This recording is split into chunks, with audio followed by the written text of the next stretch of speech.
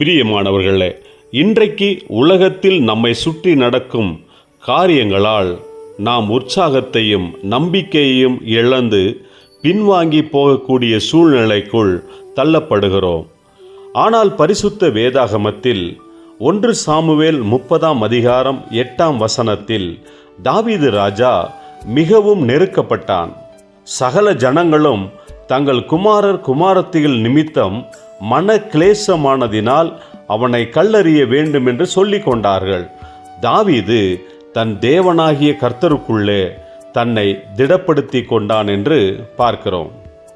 ஆம் பிரியமானவர்களே, தாவீது தன் தேவனாகிய கர்த்தருக்குள்ளே தன்னை திடப்படுத்தி கொண்டான். நம்மை சோர்வடைய செய்கிறதும் உற்சாகத்தை இழக்கும்படி செய்வதும் சாத்தான் பயன்படுத்துகிற கொடிய ஆயுதங்களில் ஒன்றாகும். அப்படி நாம் உற்சாகத்தையும் நம்பிக்கையையும் இழக்கும்போது நம்மீதும் மற்றவர்கள் மீதும் தேவன் மீதும் கூட நம்பிக்கை இல்லாமல் போய்விடுகிறோம். முக்கியமாக தேவனின் வாக்குத்தத்தங்களை நாம் நம்பாமல் இருப்பதால் தான் நாம் உற்சாகத்தை இழக்கிறோம். பரிசுத்த வேதாகமத்தில் விசுவாச வீரனான தாவீதும் கூட பல சந்தர்ப்பங்களில் சோர்வடைந்து போன சூழ்நிலைகள் உண்டானது என்பதை இந்த நாளின் வேத பகுதியில் வாயிலாக நாம் தெரிந்து கொள்ளுகிறோம். ஒருமுறை பெலிஸ்தியருக்கு விரோதமாக போரில் ஈடுபட்ட தாவீதும் அவனது மனிதர்களும் மீண்டும் சிக்லாகு என்ற இடத்திற்கு வந்து சேருவதற்குள் ஒரு பெரிய துக்ககரமான காரியம் நடந்து முடிந்துவிட்டது. அமலேக்கியர் வந்து சிக்லாகை முற்றுகையிட்டு அவன் வீடுகள் அனைத்தையும் கொளுத்தி போட்டார்கள். மட்டுமல்ல, அனைத்து பெண்களையும் சிறுவர்களையும் சிறைப்பிடித்து கொண்டு போய்விட்டார்கள். தாவீதும் அவன் மனிதரும் நடந்த காரியத்தை பார்த்தவுடன் தங்கள் பலனில்லாமல் போகுமட்டும் சத்தமாக அழுதனர்.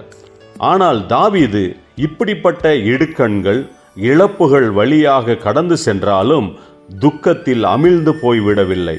தனது பிரச்சனையை கண்டு புலம்பிக் கொண்டிராமல் கர்த்தருக்குள் தன்னை பலப்படுத்தி கொண்டு அவர் மேல் நம்பிக்கை வைத்து தைரியத்தோடு தனது விரோதிகளை பின்தொடர்ந்து சென்றான்.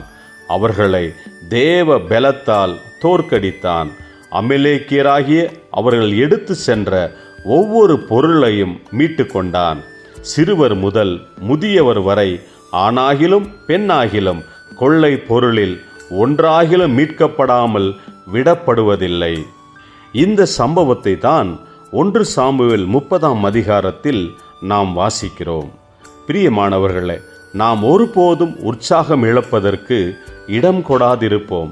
தேவனையும் அவரது வார்த்தையையும் நாம் கண்ணோக்காமல் நம்மை அச்சுறுத்துகிற சூழ்நிலைகளையும் காலங்களையும் பார்த்து கொண்டிருந்தால் நாம் நிச்சயமாகவே உற்சாகத்தை இழந்து போய் சோர்வடைந்து போவோம். தாவீது இழப்புகளை கண்டு அவ்வளவுதான் எல்லாம் முடிந்தது என்ற முடிவுக்கு வராமல் கர்த்தரை நோக்கி பார்த்தான். தனது வாழ்க்கையை மீண்டும் சரி செய்ய அவரால் முடியும் என்று நம்பினான். கர்த்தர் மேல் வைத்திருந்த அவனது நம்பிக்கையே அவனது வெற்றிக்கு காரணமாக மாறினது. நாம் சாதாரணமானவர்கள் அல்ல, நாம் தெரிந்தெடுக்கப்பட்ட சந்ததியாயும் ராஜரீக ஆசாரிய கூட்டமாகவும் பரிசுத்த ஜனமாகவும் இருக்கிறோம் என்பதை நாம் எப்பொழுதும் மனதில் இருத்தி கொள்ள வேண்டும். நாம் ராஜாதி ராஜாவுக்கு சொந்தமானவர்கள். நமது எதிர்காலம் அவர் கரங்களில் இருப்பதால் அது பிரகாசமாகவே இருக்கிறது. எனவே நம்மை உற்சாகம் இழக்கச் செய்யும் பொல்லாத ஆவிகளை இயேசுவின் நாமத்தில் கடிந்து கொண்டு தைரியமாக முன்னேறி செல்வோமாக. ஜெபம் செய்வோம். கர்த்தாவே, என்னை சுற்றி நடக்கும் காரியங்களால் நான் உற்சாகம் இழந்து நம்பிக்கை இல்லாதவனாக பின்வாங்கி போகிறேன்.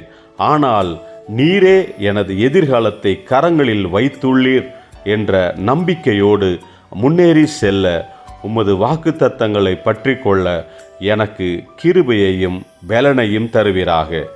இயேசு கிறிஸ்துவின் நாமத்தில் ஜெபிக்கிறோம் நல்ல பிதாவே, ஆமேன்.